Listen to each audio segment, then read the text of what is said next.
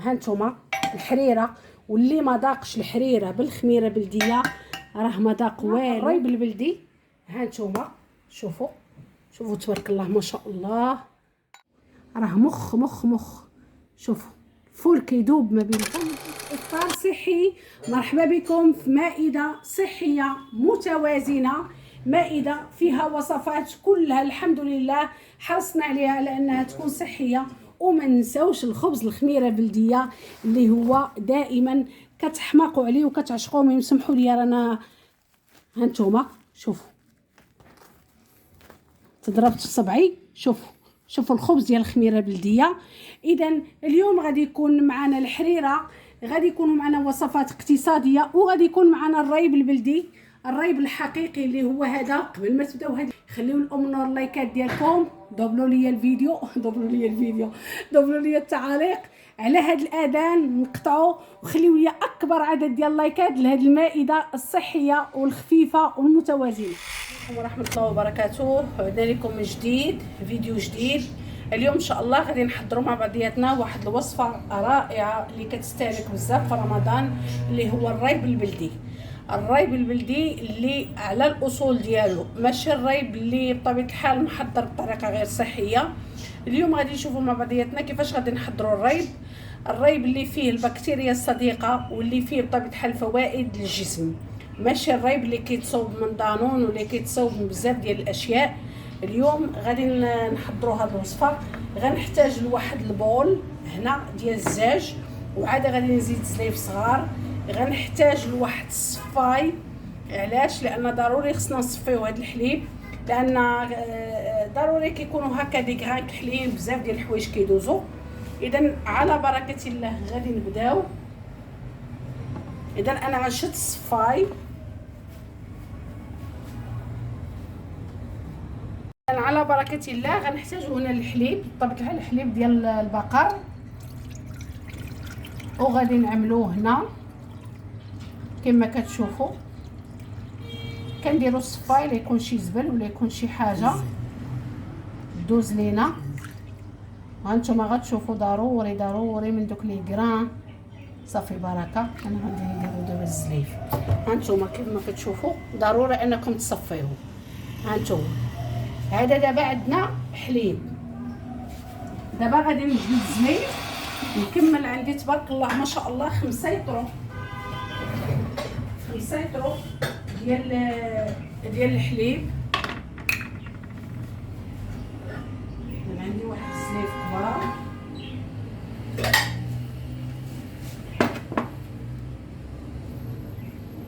غادي نخدم بكاع الزليف اللي عندي هنايا كبار. هنا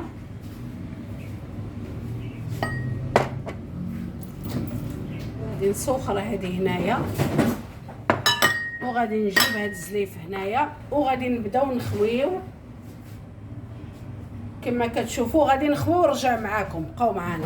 اذا كما كتشوفوا تبارك الله ما شاء الله هنا عندي 5 لتر ديال الحليب، كلها درتها ريب كما كتشوفوا. كيفاش الطريقه باش غادي نروبوه بطريقه طبيعيه، ما غندير فيه حتى شي حاجه. غادي نشدو وغادي نغطيه وغادي نخليه 24 ساعه على حسب الجو. الا كان الحال سخون 24 ساعه غيولي ريب، الا كان الحال شويه بارد غادي نزيدو. المهم انا غادي نعطيكم ان شاء الله بالتدقيق العمليه اللي غادي تتم فيها يعني التحول ديال هذا الحليب الريب.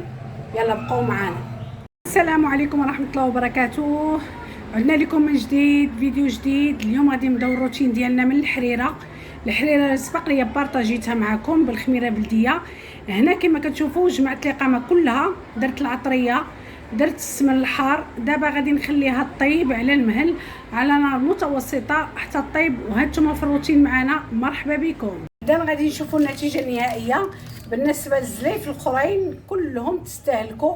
انا نسيت باش نسجل لكم النتيجه النهائيه، بقات غير هذه فخليتها هكا، ما بغيتش نحطها. ان شاء الله غادي تشوفوها في الفطور.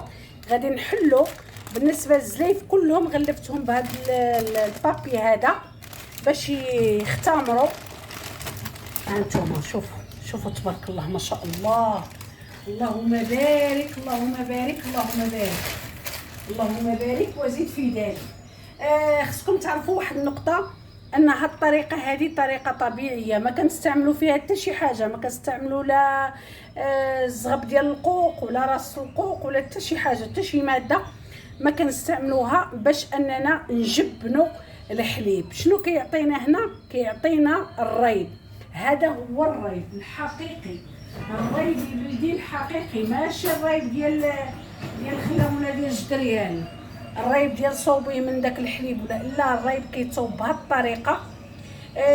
كنتناولوه هكا. انا غنوريكم، شوفوا ها نتوما، شوفوا رائع رائع رائع. هاد القشره الفوقانيه هي القشده، والتما باقي كيتكال. كيفاش كيتستهلك؟ بطبيعه الحال كيستهلك هو القشده ديالو، خطير جدا. انا ما كنستهلكوش لان راكم عارفين. واخا هي الصراحه راه هذا الريب راه مفيد جدا، ولكن انا عندي مرض مناعي. هاد لي برودوي هادو المشتقات الحليب يقدر يكون عندي مشكل، يعني يقدر يسبب لي مشكل، يقدر يزيد في الاجسام المضاده. فللاسف انا حارمه راسي منه.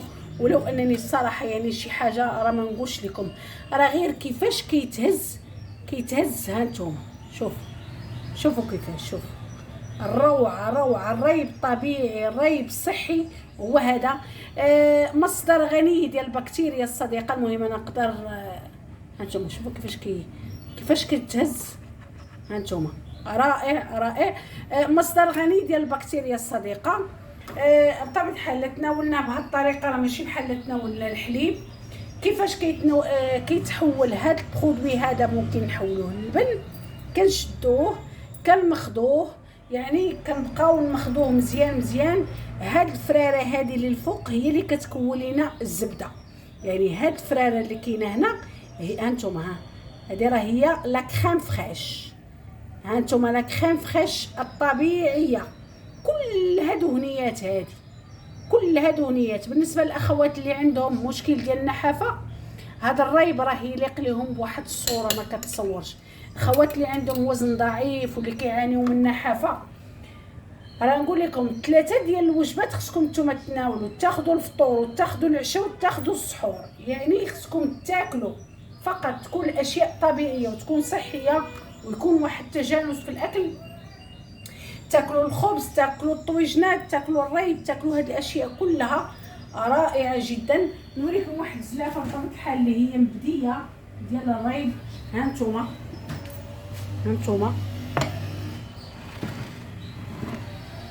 كيفاش كيكون، راه كيكون مجبن. ها الريب الحقيقي، هذا ريب دانون. يعني ممكن تناولوه الناس بطبيعه الحال اللي عندهم صحه جيده. علاش لا؟ ما غاديش نحكموا على الناس كلهم مرض، كلشي ما يقدرش ياكل مشتقات الحليب، كلشي لا. اللي بصحته واللي تبارك الله ما شاء الله عطاه الله الصحه، علاش لا ما يدير هاد الوصفات لوليداتو والعائله ديالو بطبيعه الحال كما كتشوفوا. وهذا هو الفيديو ديال كيفيه تحضير الريب الطبيعي والريب البلدي بطريقه صحيه. حاولت نوريكم الفيديو بكل صدق وبكل شفافيه. ان شاء الله نتمنى ان شاء الله نتلاقى معكم في وصفات اخرى، والى اللقاء، والسلام عليكم ورحمه الله وبركاته. اذا مرحبا بكم. المائده ديال الافطار ديالنا، الجزء الاول كما كتعرفوا راكم عارفين ام نور انا ما كنعمرش الطوابل وما كنكثرش الماكله في الافطار في هذا رمضان. غدا بواحد السيستم الحمد لله والشكر لله بخير، كنصبح خفيفه، العائله ديالي كلهم كيصبحوا خفاف الحمد لله والشكر لله. اذا غادي نبداو على بركه الله. هنا عندنا زيت الزيتون، عندنا شويه ديال التمر باش نفرقوا الصيام، عندي هنا واحد المعلقه ديال العسل الحر، عندي الزيتون بطبيعه الحال اللي انا مصوبه مع الخضر المخمره، عندي البيض المسلوق، وعندي هنا شاي اوراق الزيتون او شاي الريحان بتيميجه. هذا الجزء الاول. بطبيعه الحال اليوم كاينه الحريره بطبيعه الحال، وما ادراك ما الحريره المغربيه بالخميره البلديه، الحريره اللي بطبيعه الحال اللي ما تضركمش وما تنفخكمش. ها هي الحريره ديال ام نور، اللي باقي ما شافش الطريقه ديال الحريره بالخميره البلديه، حريره معلكه ماشي الماء الصغاريت بقوامها. انا الحريره مقومه، الا ما كانش مقومه ما كنديرهاش. بقاو معانا.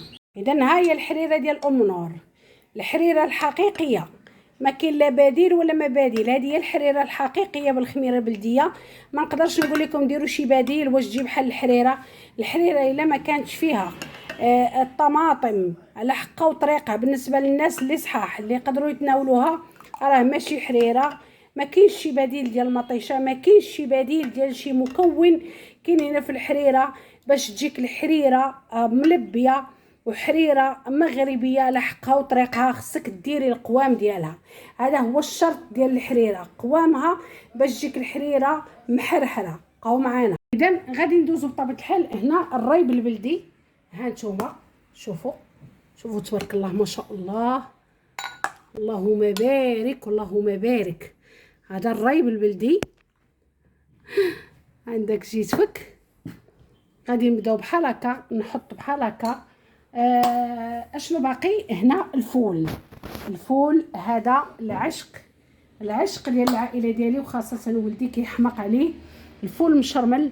الطريقه خليتها لكم في الفيديو. شوفوا راه مخ. شوفوا الفول كيدوب ما بين الفم مشرمل بزيت الزيتون. وهنا عندي مسمنات ديال الخميره بلديه، مسمن رائع. غادي نشف يديا ونوريكم واحد المسمنه. اذا المسمن كما كتشوفوا ها نتوما رائع مسمن. ها نتوما المسمن. المائده الافطار ديالنا هي هذه. اليوم الضيفه اللي زايده علينا هي الحريره. بهذا الطبق ديال الحريره غنحاول نختم. ها نتوما الحريره، واللي ما ذاقش الحريره بالخميره بلديه راه ما ذاق والو. الناس اللي كيخافوا من المصران ولا من المعده ولا، راه هاد الحريره راه ما كتنفخ ما كتضر ما حتى شي حاجه.